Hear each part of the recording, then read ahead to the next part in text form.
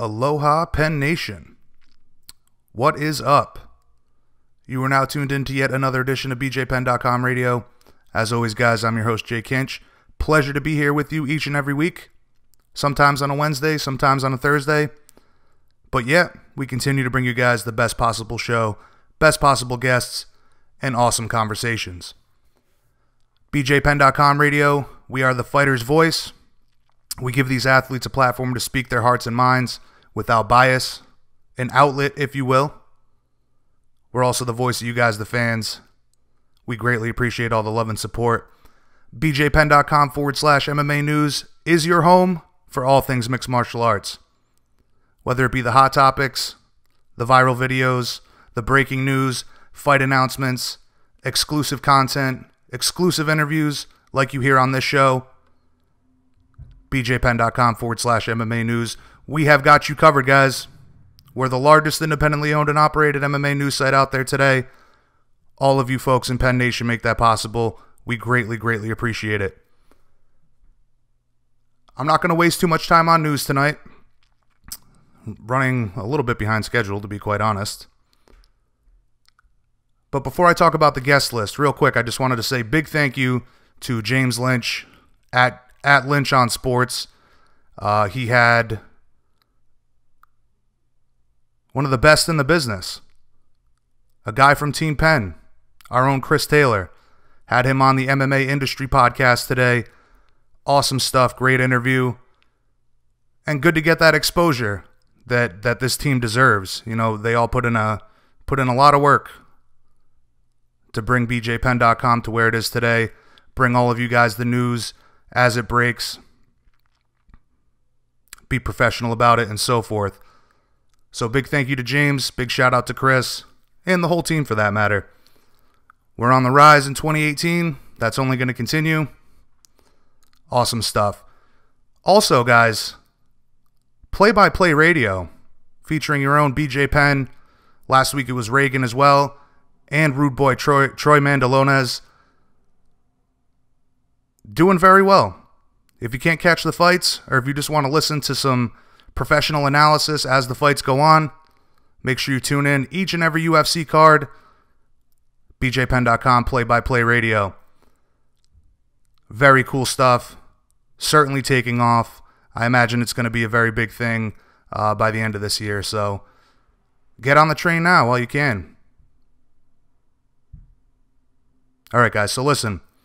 One guest tonight. We've got probably a big show lined up for next week with several guests. But for this week, we've got one of the big winners from over the weekend, UFC 221 in Perth, Australia. We've had him on the show before.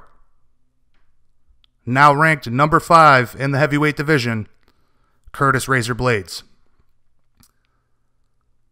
Damn good performance against Mark Hunt, in my opinion. Can't fault the guy for sticking to the game plan and doing what he had to do against one of the most dangerous guys in the division with some of the best striking mixed martial arts has ever seen in Mark Hunt.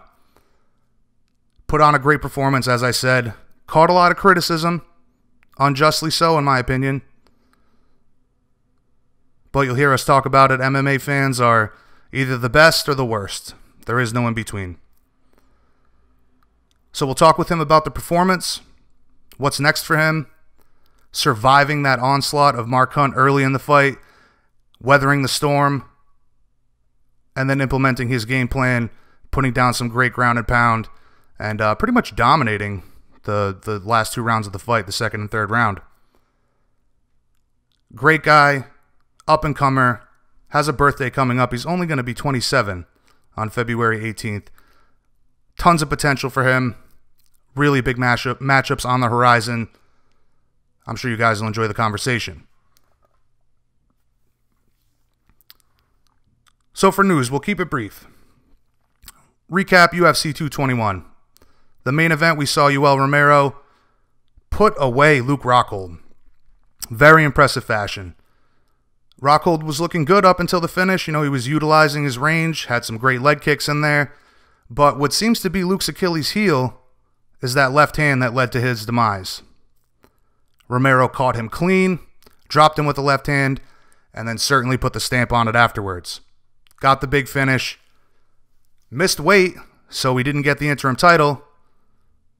But now it sets up the rematch with Robert Whittaker. Romero proceeded to kiss Rockhold after the fight, and that went viral. There was a ton of funny memes about it. I'm sure you guys saw. He said he's ready for the rematch with Whittaker. UL's manager says that they want the fight for UFC 225. Hopefully that can happen. The rest of the card was tremendous. One of those sleeper cards, a lot of people might not have bought it, but man, did they miss out. All the Aussies put on a show. One guy even chugging a beer from a shoe of a fan. I want to say his name is pronounced Tai Tuivasa. Aussie guy. Forgive me if I'm mispronouncing his name. Up-and-coming heavyweight as well. Tyson Pedro, slick submission in the first round. And of course, in the co-main event, our guest tonight, Curtis Blaydes, gets the upset over a legend like Mark Hunt and puts himself into what should be title contention very soon. Number 5 ranking now in the heavyweight division. Nasty eye gouge from Li Jingliang, which should have resulted in some kind of punishment from the ref. I mean, Lee basically used an eye rake to avoid a submission. So, as it always goes, no UFC card can complete without any controversy. There was your controversy. Tons of news I didn't get into because of the schedule. We are running behind today. My apologies for that. Lots of stuff we could have chatted about. Breaking news, fight announcements, all of that and much more. You guys already know where to go. bjpenn.com/MMA news. Big fights this weekend, though.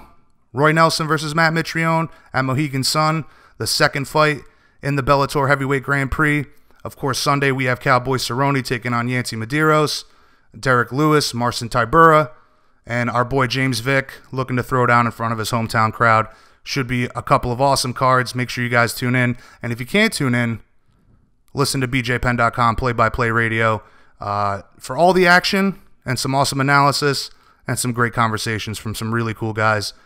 Our own BJ Penn, of course, being one of them. Like I said, breaking news, viral videos, exclusive content, interviews, you name it, guys. bjpenn.com. We have got you covered. Everything that you crave from the sport that you love in mixed martial arts, you know where to go. Bookmark us, follow us on social media, Twitter, Facebook, Instagram, and the like. Let's not waste any more time. We'll jump right into it. Our guest tonight, Curtis Razor Blaydes. Had a great conversation with him. I'm sure you guys will enjoy it. Keep your eye on him, man. If all goes to plan, he'll be fighting for the title end of 2018, possibly early 2019. bjpenn.com radio, the fighter's voice. I'm your host, Jay Kinch. Coming up next, Curtis Blaydes.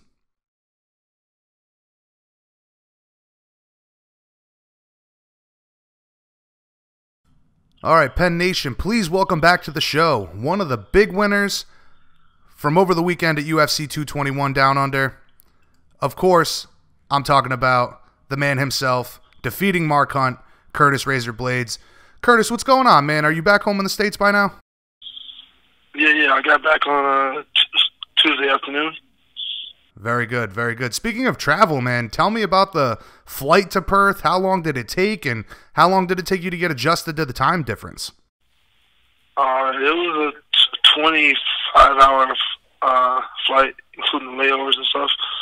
And it took us about 2 days, well, 3 days to get our sleep schedules back to relatively normal. Right. I know a lot of fighters talk about that. It's the time adjustment that's a real killer there. But it sounds like you acclimated, you handled it just fine. Yeah. So 30. I wasn't gonna let. No worries. Very good, very good. I saw you had a tweet, 30-hour flight back. That's brutal, man. Yeah, those layovers. We had an 8-hour layover from Perth to Melbourne. We got to Melbourne. We had to hang out for like 8 hours. Well, that's good. I mean, did you get a chance to take in any of the culture, enjoy your time in Australia? Yeah. It was. We walked around. We do what we always do. Look for things to distract me. Right, right. Fight. Cool, man, cool. Well, obviously much to discuss with you, my friend. Let's start right from the top, though. How happy are you with this big win over Mark Hunt? I'm very happy. I don't think he could have went any more to the plan. We knew he'd have a chance to touch me up, and he did, and I survived. And then we went into wrestling mode. Now, ground and pound. Definitely the biggest win of your career so far. Does it feel like it's that big of an accomplishment for you? I mean, I don't think it's really hit me yet, but I knew going in I had nerves, like just before any other I had nerves, but I knew this was a game changer. I knew life would be a little altered after this. For sure, man, for sure. I know there was a lot of respect mutually, basically between both you guys, but I know you had a lot of respect for Hunt coming into this fight. It must feel pretty good to get a win over a legend like that and show everyone in the division that you belong there in that title conversation. I'm sure you'd agree with that.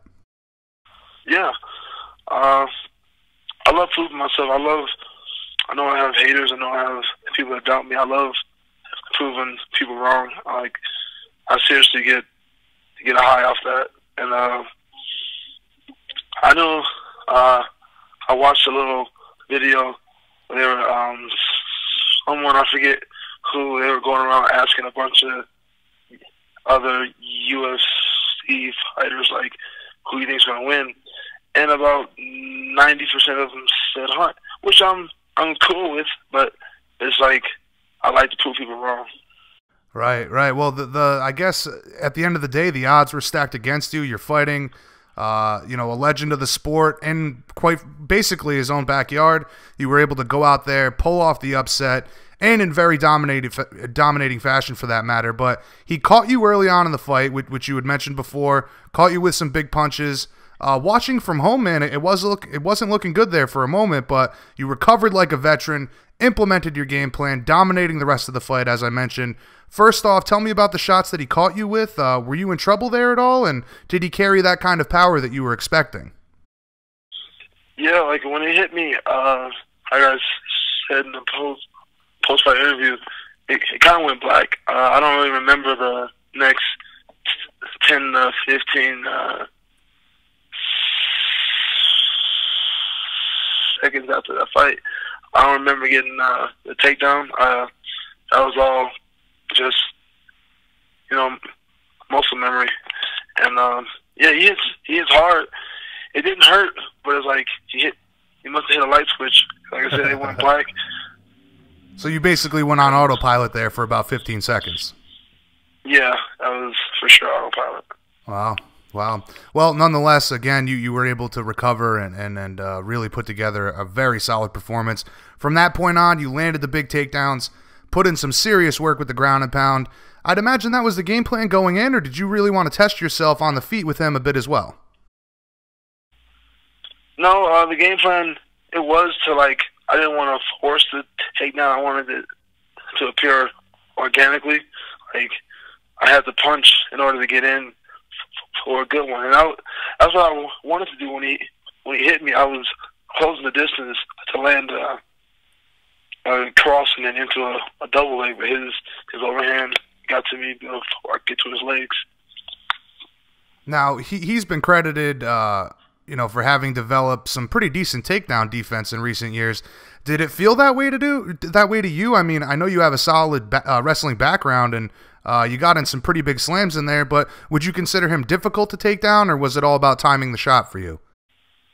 It was all about timing the takedown, getting him to commit to striking and getting underneath him, which is not easy because he's about 5'9", 5'10", and I've got 5 or 6 inches of him.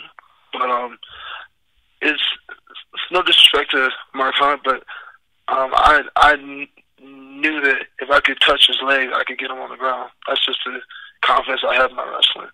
I feel that way about anybody. I've taken down Ngannou.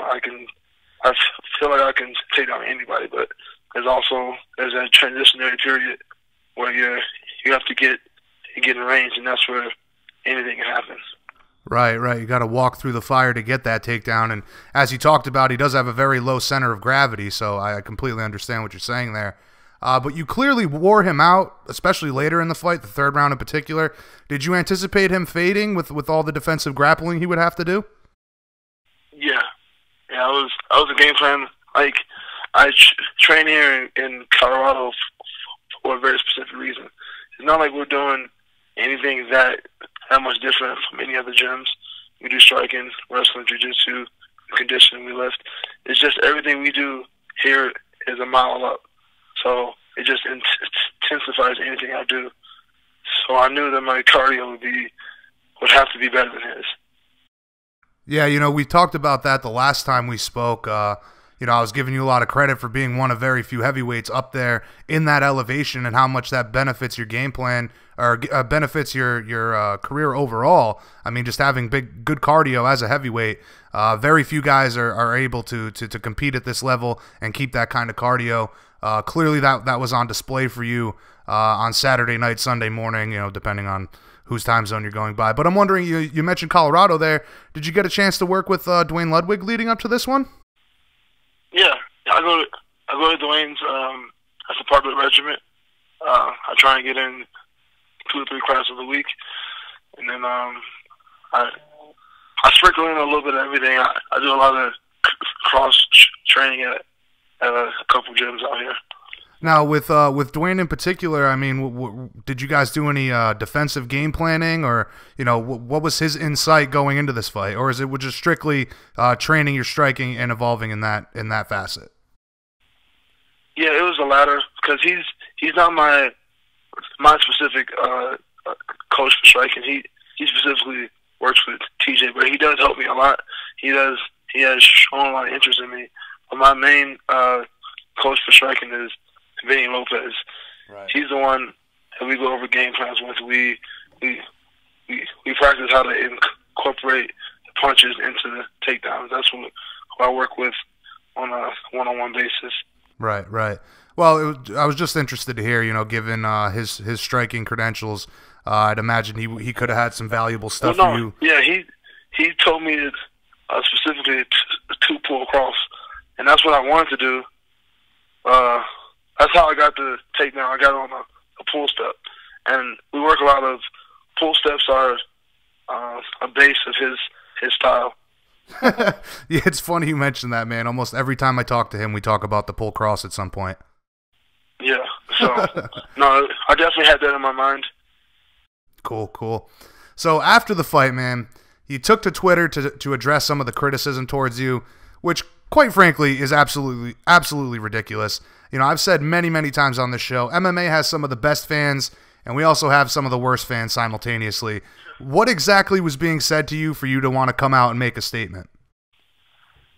I was being called a wet blanket, or people were saying I was just doing lay and pray, which is super disrespectful to all the hard work I put in. Like, I don't lay and pray.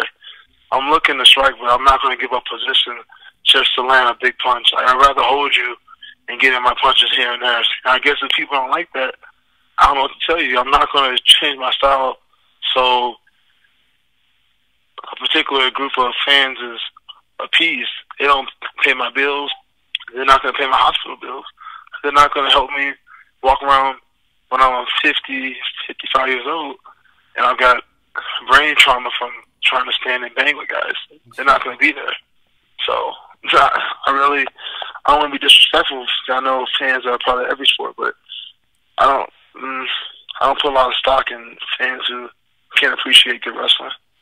Well, for sure, man. And I think if you're going to be a true fan of the sport, you have to appreciate all facets and game planning and the strategic tactics of this sport, what it takes to get a win. And how stupid would you be to stand up with Mark Hunt, and throw bombs with the guy? That would be foolish. Do what he wants to do. I guess I'm trying to win. I don't want to make him comfortable. I want to make him uncomfortable, and he's most uncomfortable on the ground. Absolutely. So that's what I want. Absolutely. Very stupid for people to think that a JUCO wrestler like yourself with a heavy top game, good ground and pound, you wouldn't be looking for the takedown on one of the best strikers in MMA. I mean, what a surprise. Oh, my gosh. Exactly. But I'm wondering, was there anything that you learned about yourself or maybe about your techniques in this fight against Hunt? I mean, I went back and I watched it, and I did feel good about my footwork, my head movement. Yeah, I felt good about my footwork and stuff, and I liked that I was able to recover. You know, you never really know if you can withstand a firefight until you're in there. So, but I knew already. I knew I had a chin already because I've eaten at least one big hit in all of my fights. So.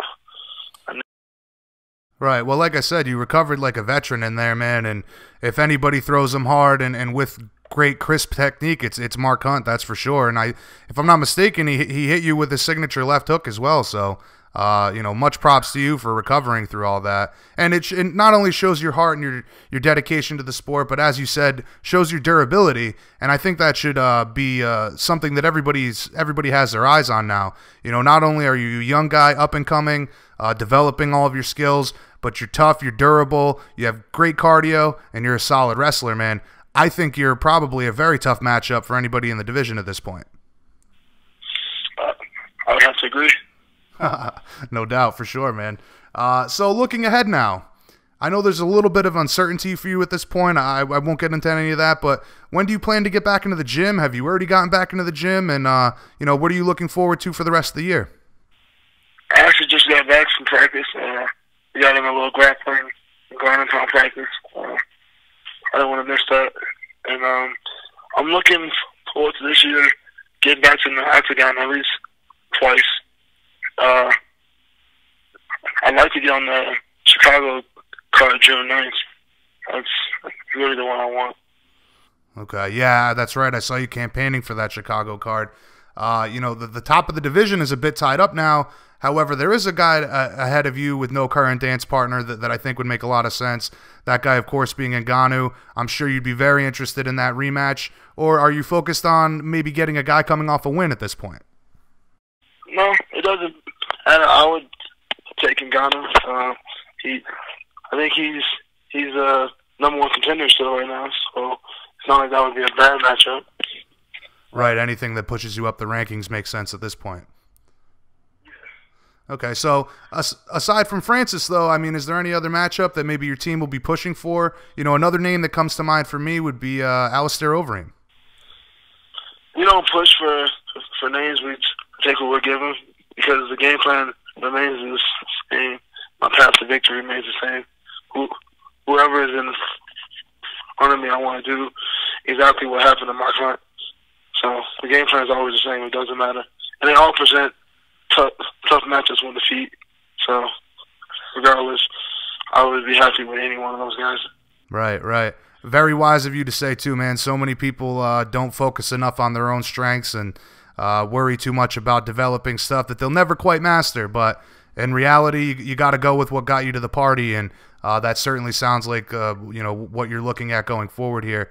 A quick side note, man. I know you got a birthday coming up. You got any big plans for the 27th B-Day? I'm actually going back home to Chicago this weekend, so I'll be there for a couple days and just hanging out with the friends and family. Very good, man. Cool. So, big matchup was just announced. The new Ultimate Fighter. It'll be Daniel Cormier coaching against Stipe Miocic. What do you think of that matchup? Who do you think is going to take the fight? I think it's a very interesting matchup. It's a good matchup. I like it, seeing as he is a former Strikeforce heavyweight champion, and he's, I think, undefeated as a heavyweight. Yeah, so he knows how to. He wouldn't be at a disadvantage. And I think the weights will be a lot closer than people think. He'll probably be 235, and Stipe will probably be like 245, 250, and a heavyweight, that's not really much of a difference. So, and he's he's used to being the smaller guys, so you don't have to worry about that.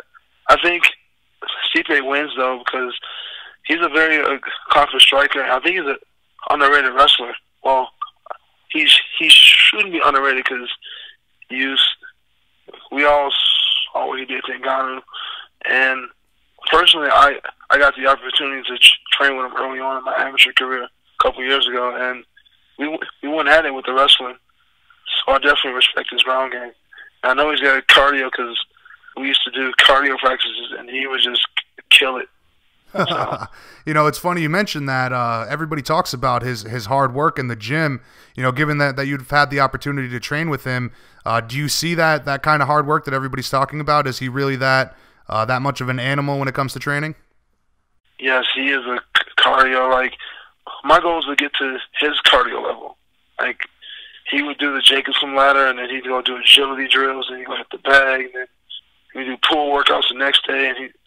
And by the way, he's like a fish. He can swim very well. He's an athlete, and he's got a hell of a cardio, and we know he's tough as nails. So I don't get why he gets looked over so much. He's earned his position. Now, I think if he does win, he has to go down as the best heavyweight ever. Absolutely. I mean, just based on the 3 title defenses alone, you could give him that. A 4th one would certainly cement his legacy as so. But, you know, talking about training with him and going to work with him, this might have been earlier on in your career, but, I mean, was it that point in time that you said to yourself, I can go with these guys, I could be the best in the world too? No, he whooped the piss out of me. It was actually the opposite. I was very demoralized. I appreciate your honesty, man. So listen, being ranked number 5 now, you're right in the mix for the title shot. I'd say it's not unrealistic for you to be fighting for the belt with 1 or 2 more impressive wins. Would you agree with that? Do you think maybe end of 2018 you could be in the conversation for the title shot? Yeah, if I do what I'm supposed to do, yes, sir. Cool, man. Cool. So you said you want to fight twice more this year? Yep. Very good. Very good. All right, listen, Curtis, as always, we greatly appreciate the time. Awesome conversation with you. Definitely looking forward to all the future has in store for you, brother. In conclusion, tell all the Razor Blade fans out there what they can expect from you for the remainder of the year, and what message would you have for the heavyweight division? Everyone out there listening, you guys can expect my hands to continue to grow, but I'm not going to get away from my base. I'm going to continue to wrestle people. And you can expect me to keep winning this year. I don't plan on losing. All right, man. Again, greatly appreciate it. Amazing performance for you. Very happy for you for this big, big victory. And I know the future is bright for you. Any shout-outs you'd like to get in before we let you go? Yeah, I'd like to give a shout-out to my sponsor, Iowa Bison Meat. They always hook me up with a couple pounds of meat during my training camps. That's really that's really the only thing I eat, and I think it's the best meat you can eat. It's very lean, very healthy, and I also like to give a shout out to my coaches, Vinny Lopez, for all the hours he put in with me, my striking and my footwork, and my other coach, Cody Donovan, for always getting my mind right, because I'm a bit of a head case. So he's always down to talk and get me back in the game. You're right, man. So much of this game is mental, and I know you talked about it last time. You love that bison meat. I hope you get to enjoy many bison burgers going forward and kicking more ass in the cage throughout 2018. You have a wonderful birthday, my man. I hope we can catch up again soon. Thank you. I appreciate it, man. All right, brother.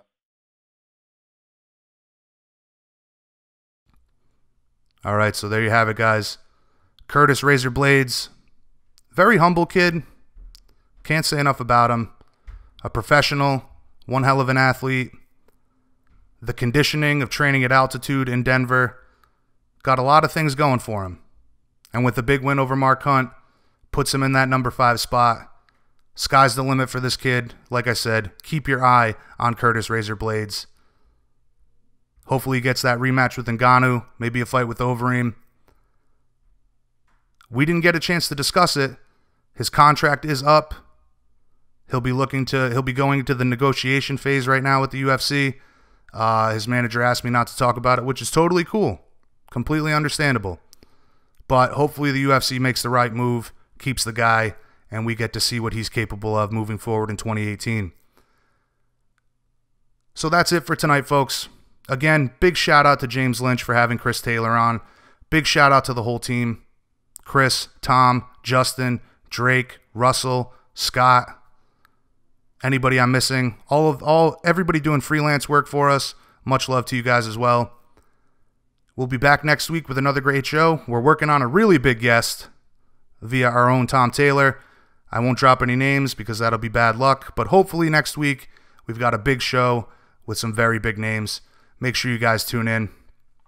As I said, bookmark us, bjpenn.com/MMA news. Stay up to date. Set up alerts, notifications, so you get the news before anybody else does. Everything that you crave from the sport that you love in mixed martial arts, bjpenn.com has got you covered, guys. We'll catch you next week. Much love, everybody. Mahalo for tuning in. Peace out.